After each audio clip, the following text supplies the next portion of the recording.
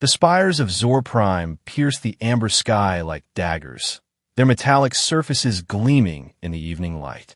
From his vantage point in the Central Military Command Tower, Grand Marshal Razid observed the planet's capital with a mixture of pride and anticipation. Thousands of warships dotted the orbital lanes above, destroyers, cruisers, and a massive flagship awaiting his command. The Zor Dominion had built its empire on military might, and today would mark the beginning of another chapter in their glorious conquest. Our reports from the Galactic Commonwealth border sectors are discouraging, Grand Marshal, Vice Admiral Velen announced, entering the observation deck with a data tablet. His scaled skin glinted under the room's harsh lighting. They've reinforced their defenses along the Sirius corridor. Razid waved a dismissive hand. Border skirmishes are inconsequential. Our full might has yet to be unleashed. The diplomatic channels have also gone silent, Velen continued. Their ambassadors withdrew from negotiations yesterday. As expected, Razid said, turning from the viewport. The Commonwealth lacks resolve. They pretend diplomacy while building their forces. It's time we showed them what true power means.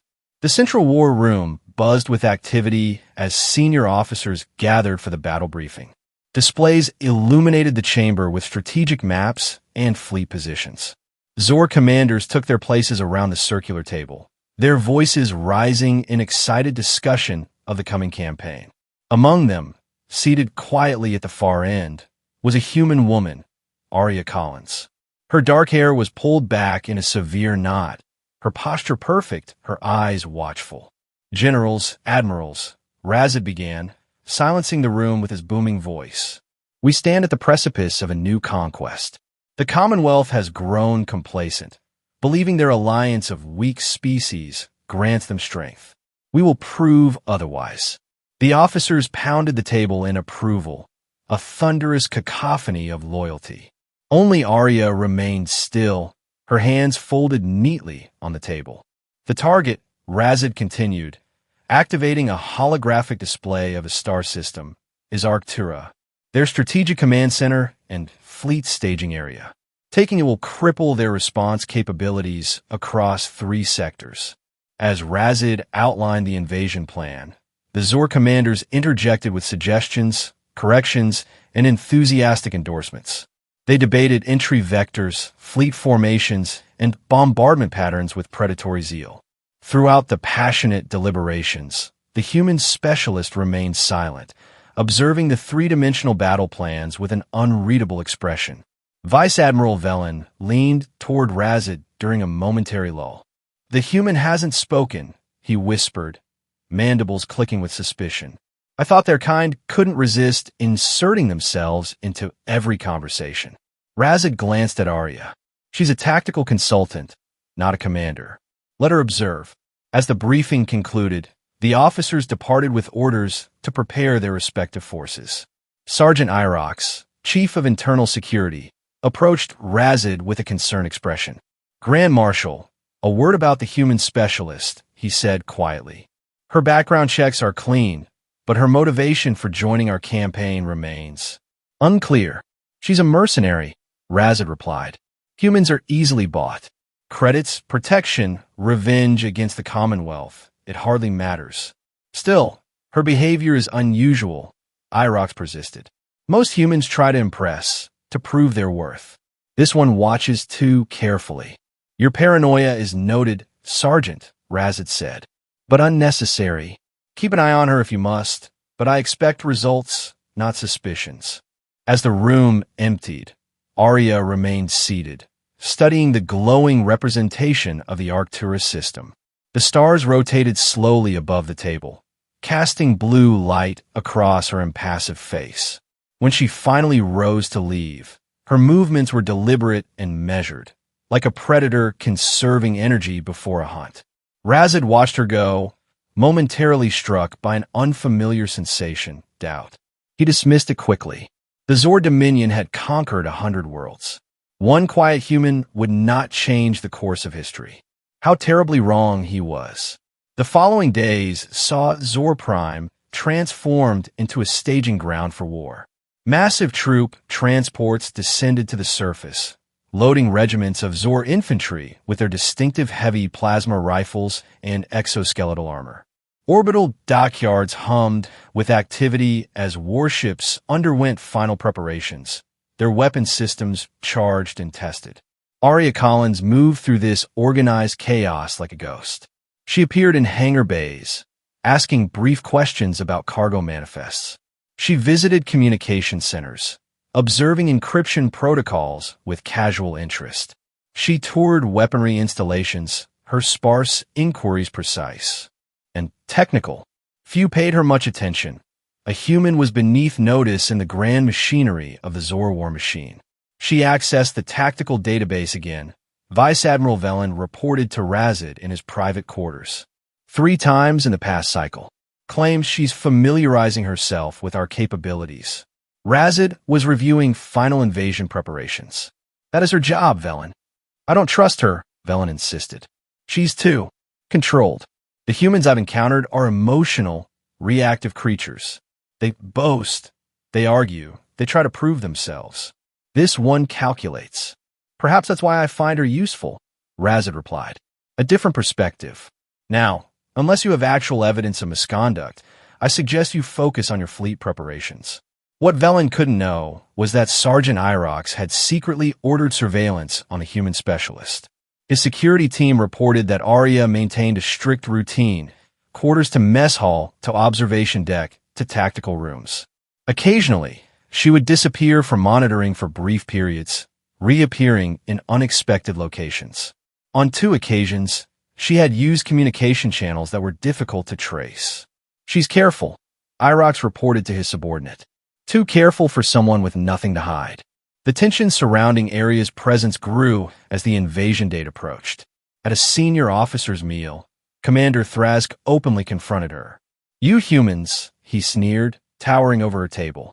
Always so eager to fight alongside the strongest power, always switching allegiances when the tide turns.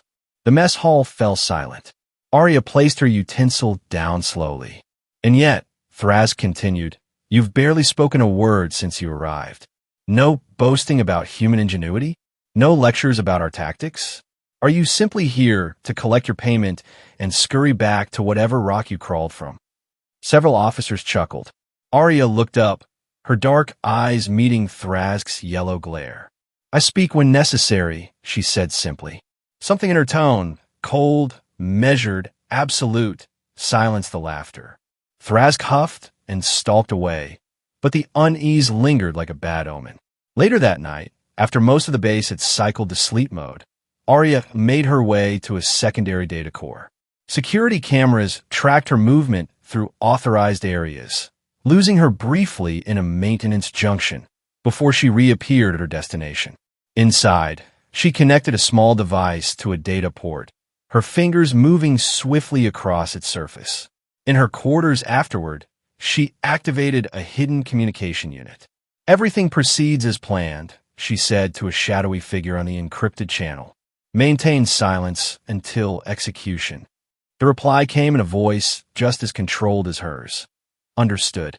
Commonwealth forces are in position. She terminated the connection and sat motionless on her bunk, staring at the wall. In less than 48 hours, the Zor Dominion would launch its invasion of Arctura, and Arya Collins would reveal what the silence of a human truly meant. The day of invasion arrived with military precision. The Zor fleet departed their homeworld in waves, scout vessels first, followed by destroyer groups, heavy cruisers, and finally the massive dreadnoughts, including Razid's flagship, the inevitable Conquest. The Armada moved through hyperspace channels with practice coordination, each vessel knowing its role in the coming battle. On the command bridge of the flagship, Grand Marshal Razid surveyed his officers with satisfaction. Vice Admiral Velen managed fleet communications to his right. Tactical officers monitored weapon systems and enemy intelligence. And in the corner of the bridge, standing silent as always, was Arya Collins, watching the tactical displays with that same unreadable expression. Emergence from hyperspace in 3 minutes, Grand Marshal, the navigation officer announced. Prepare all systems for combat, Razid ordered. I want weapons hot the moment we arrive. The Commonwealth defenders will have minimal warning. Our intelligence suggests they have only their standard defensive complement at Arctura, Velen reported. 2 heavy cruisers, perhaps a dozen frigates. Nothing that can stand against our fleet. Razid nodded, pleased. They never expected us to strike so deep into their territory. Their arrogance will be their undoing. The fleet dropped out of hyperspace in perfect formation, the stars suddenly stationary against the void. Ahead lay Arctura, its orbital stations and defensive satellites visible as tiny points of light. Enemy vessels detected, Grand Marshal, the tactical officer called. 2 cruisers and, yes, 11 support ships, moving to defensive positions around the primary station. Exactly as anticipated, Razid said, baring his sharp teeth in what passed for a Zor smile. Velen, order the first attack wave forward. Let's see how quickly they break. The initial assault proceeded flawlessly. Zor destroyers overwhelmed the Commonwealth picket line, their coordinated fire patterns disabling 2 enemy frigates within minutes. The defenders scrambled to form a coherent response, their communications chaotic and panicked. They're falling back to secondary positions, Velen reported, unable to keep the satisfaction from his voice. Shall we pursue with the main force? Yes, Razid ordered. Press the advantage. I want their command station isolated within the hour. As the fleet surged forward, a junior communications officer suddenly called out, Grand Marshal, energy signatures detected emerging from the nearest nebulous sector. What? Razid turned sharply. There's nothing on our intelligence reports about. Multiple vessels, sir, the tactical officer interrupted, voice rising in alarm. Commonwealth signatures. It's another fleet. From the swirling gases of the nearby nebula emerged a formation of warships, sleek, fast, and unmistakably Commonwealth. They moved in attack formation directly toward the exposed flank of the Zor forces. Impossible, Velen hissed. Our intelligence was certain. Before he could finish, another officer shouted, additional contacts from the asteroid field. They're coming around behind our rear guard. The tactical display updated to show the trap in its entirety. The Zor fleet, poised to strike at what they believed was a lightly defended outpost, now found itself caught between 3 Commonwealth forces. The original defenders ahead, a battle group from the nebula to their left, and a third force cutting off their retreat. Evasive maneuvers. Razid roared. Regroup the fleet.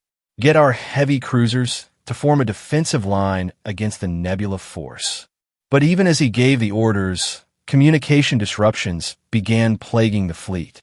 Commanders reported interference, scrambled tactical data, and targeting system failures. Someone is jamming our secure channels, Velen snarled, frantically trying to restore clear communications. This is no coincidence. They knew exactly. He stopped suddenly, his gaze landing on Arya Collins. The human hadn't moved from her position, but something had changed. The careful neutrality was gone from her face, replaced by calm resolve. You, Velen whispered, then louder, it was you. Grand Marshal, the human betrayed us. Security officers on the bridge immediately drew weapons, aiming at Arya. Razid stalked toward her, rage contorting his features. You sold us out to the Commonwealth? He demanded, voice deadly quiet. Arya met his gaze unflinchingly. My objective was to end this invasion before it could cause needless death. This isn't betrayal. This is a trap you walked into with your eyes wide open. Kill her, Velen hissed, but Razid held up a hand. Explain yourself, he commanded, before I have you executed painfully. I'm not the only human you've hired, Arya said calmly. Your arrogance led you to believe we were simply mercenaries, grateful for your credits. In reality, every human in your service has been working toward this moment. Your ship's engineering crews, your communication specialists, your tactical advisors, all of them ready to act. As if to punctuate her words, alarms blared across the bridge. The weapons officer shouted in panic. Multiple system failures across the fleet. Destroyers in Section 3 reporting weapon malfunctions. The Relentless and Subjugator have lost shield generators. What have you done? Razid roared. Created balance, Arya replied. The Commonwealth could not allow your expansion to continue. You left us no choice but to end it decisively. Outside, the battle had turned catastrophic for the Zor forces. Ships suddenly found themselves without weapons, shields failing at critical moments. Some vessels reported engine malfunctions, leaving them drifting helplessly as Commonwealth fighters swarmed around them. "Shoot her!" Velen screamed, reaching for his own sidearm. Before any security officer could fire, the bridge doors hissed open.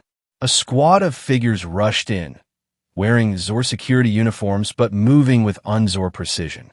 In the ensuing chaos, they neutralized the bridge guards with stunning efficiency, disarming rather than killing when possible. "The bridge is secured," announced their leader, a tall humanoid who had until that moment been serving as a communications technician on the lower decks. Razid found himself surrounded, his senior officers similarly contained. The Commonwealth agents quickly took control of essential systems, locking down the flagship's weapons and communications. "You think capturing one ship will win you this battle?" Razid snarled at Arya, who now stood before him as an equal rather than a subordinate. "Look outside, Grand Marshal," she said quietly. The main view screen showed the full extent of the disaster. The pride of the Zor fleet lay in ruins, some ships disabled, others surrendering as their systems failed one by one. Commonwealth vessels had established control of the space around Arctura, methodically securing or destroying Zor ships. And then came the final blow. "Grand Marshal," one of the Commonwealth operatives said, checking a communication terminal. "We're receiving reports from across Zor space. Multiple bases and installations are under simultaneous attack. Zor Prime itself is facing a blockade from a Commonwealth battle group that emerged from hyperspace 10 minutes ago." "Impossible," Razid whispered. "This level of coordination, you couldn't have. This operation has been years in the planning," Arya explained. "Every human specialist you hired, every maintenance contract your empire signed with companies infiltrated by Commonwealth intelligence, every communication system you purchased with backdoor access. It all led to this day." Vice Admiral Velen slumped in defeat, while Sergeant Irox stared at Arya with a mixture of hatred and unwilling respect. The main screen flickered, and a new face appeared, an elderly human with Admiral's insignia on a Commonwealth uniform. "Grand Marshal Razid," said Admiral Callis of the Galactic Commonwealth, "your fleet is defeated. Your homeworld is blockaded. Your command structure is compromised. I offer you one chance. Unconditional surrender of all Zor forces, or we will be forced to destroy what remains of your fleet and commence orbital bombardment of key military installations across your territories."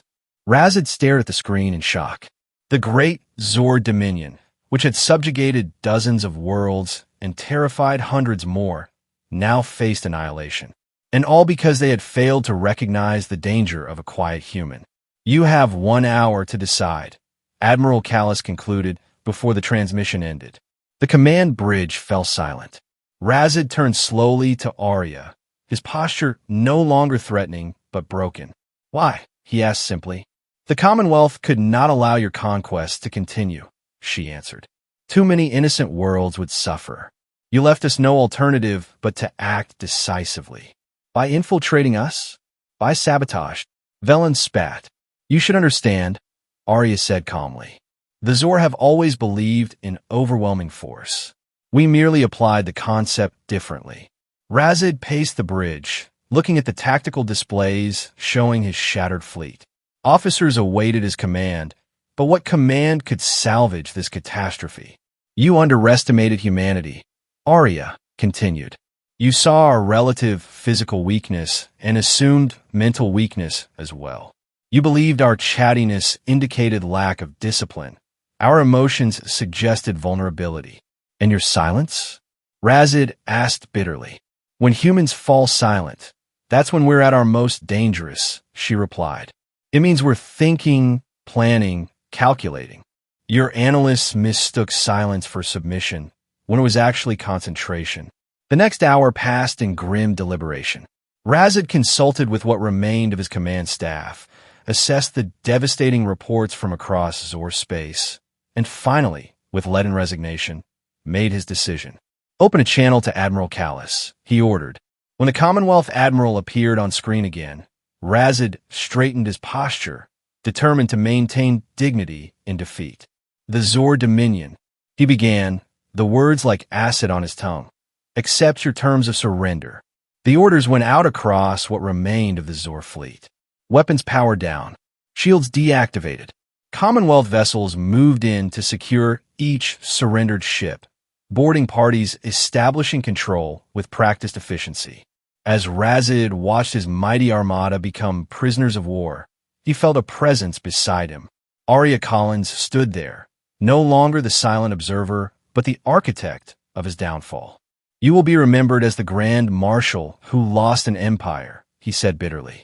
"And you will be remembered as the Grand Marshal who saved countless lives by choosing surrender over destruction," she countered. "There is honor in that choice, Razid." As Commonwealth forces took control of the flagship, Razid saw the truth in the silent human's eyes. This had never been a battle they could win, not from the moment they allowed the quiet observer into their midst. 6 months after the failed invasion of Arctura, the Zor Dominion was a shadow of its former self. Numerous worlds once under its control had declared independence or joined the Commonwealth. Zor military bases throughout the galaxy operated under Commonwealth oversight, their weapons locked down, their personnel restricted. The capital planet, Zor Prime, once the jewel of their empire, now hosted Commonwealth peacekeeping forces.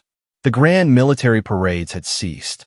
The orbital shipyards built defensive platforms instead of warships. An uneasy peace had settled over a civilization built for conquest. In a secured residential compound, once the exclusive domain of senior military leaders, Grand Marshal Razid awaited his fate. He was not imprisoned in the traditional sense. His quarters were comfortable, even luxurious by some standards, but he was confined nonetheless, monitored constantly as the Commonwealth decided how to proceed with war crimes tribunals. Vice Admiral Velen and Sergeant Irox had faced similar restrictions, though lesser in stature. Velen had been interrogated extensively about Zor military operations across the galaxy. Irox, ironically, had found a measure of respect among his captors for his security protocols, which had nearly detected the Commonwealth infiltration. The door chimed, pulling Razid from his bitter contemplation of fallen glory. He didn't bother answering. The Commonwealth guards rarely waited for permission before escorting visitors in. This time, the visitor was Arya Collins. She no longer wore the nondescript uniform of a military consultant, but the formal attire of a Commonwealth Special Operations officer. The insignia on her collar marked her as part of the diplomatic transition team. "Grand Marshal," she greeted him with a small nod. "I no longer hold that title," he replied flatly. "Your Commonwealth saw to that." "Some formalities persist," she said, taking a seat across from him without invitation. "I've come with a proposal." Razid laughed without humor. "More demands? What remains that you haven't already taken?" "An opportunity," Arya corrected.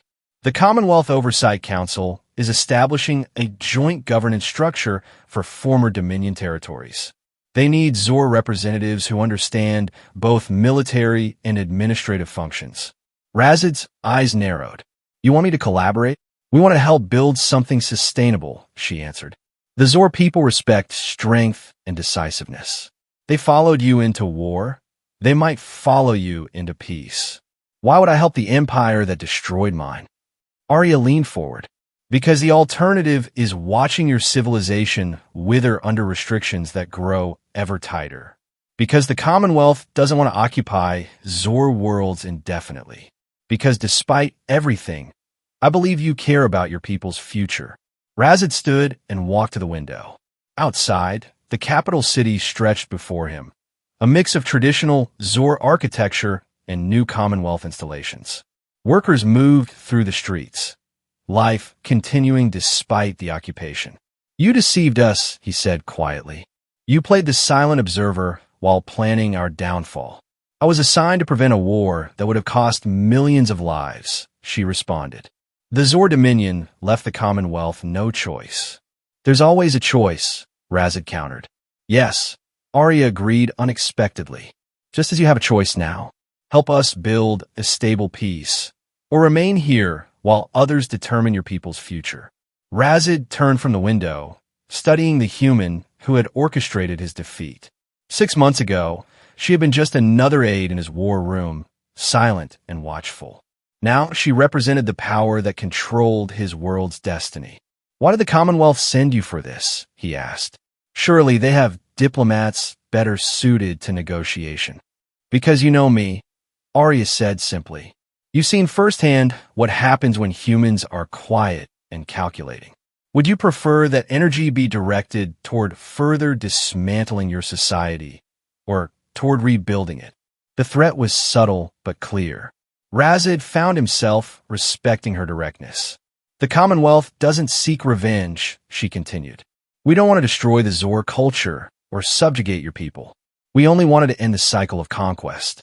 This is your opportunity to be part of what comes next. Razid was silent for a long moment. Finally, he asked, and if I refuse, then others will take the positions offered. The process will continue without your input. The offer is made out of pragmatism, not sentimentality. Another long silence stretched between them. Eventually, Razid returned to his seat. Tell me more about this Oversight Council, he said carefully. Arya outlined the proposal. A transitional government with both Commonwealth and Zor representatives, gradual return of autonomy based on security milestones, rehabilitation of the Zor military into a defensive rather than expansionist force. As she spoke, Razid found himself considering possibilities he never would have entertained before the disaster at Arctura. Perhaps there was a path forward that preserved Zor dignity while accepting new realities. You would trust me in such a position? He asked when she had finished. After our history, trust is earned, Arya replied. But we recognize your capabilities. Your people respect you. With the right incentives and oversight, you could be valuable in this transition. Razid laughed suddenly. Incentives and oversight, like training a predator to perform in a circus. More like acknowledging that predators can adapt to changing environments, she countered. The strongest survive not by fighting every battle, but by recognizing which ones matter. The former Grand Marshal stood again, his decision made. I will consider your proposal. Arya nodded, rising as well. That's all we ask for now. She moved toward the door, but paused before exiting. The first meeting is in 3 days. Your presence would be significant. As she reached for the door controls, Razid spoke again. Collins. She turned. I should have paid more attention when you said nothing during that first briefing, he admitted. It was unusual. A small smile touched her lips. Yes, when a human falls silent, that's when you should worry most. After she left, Razid returned to the window. Outside, a Commonwealth vessel drifted past in low orbit, its sleek profile so different from the aggressive angles of Zor warships. Below, in the main spaceport, he could see both Commonwealth and Zor shuttlecraft operating side by side, cautiously, awkwardly, but functioning nonetheless. Perhaps there was something to build here after all. Not the empire he had served his entire life, but something that might preserve the core of Zor culture while abandoning its most destructive impulses. Razid thought of Arya Collins, silent in that war room all those months ago. The human who had watched and waited and planned. The quiet observer who brought down an empire not with overwhelming firepower, but with patience and strategy. The warning sign had been there all along. They had just been too arrogant to see it. The universe, Razid reflected, was often generous with its lessons but cruel in its methods of teaching. And the lesson here was clear. Underestimate no one. Fear the silent ones. And remember that the most dangerous predators are those you never hear coming. He made his decision. In 3 days, he would attend the council meeting. The Zor Dominion, as he had known it, was gone. But perhaps, from its ashes, something worthy might yet emerge. And if not, well, he had learned from the best. Sometimes silence and patience were the most powerful weapons of all.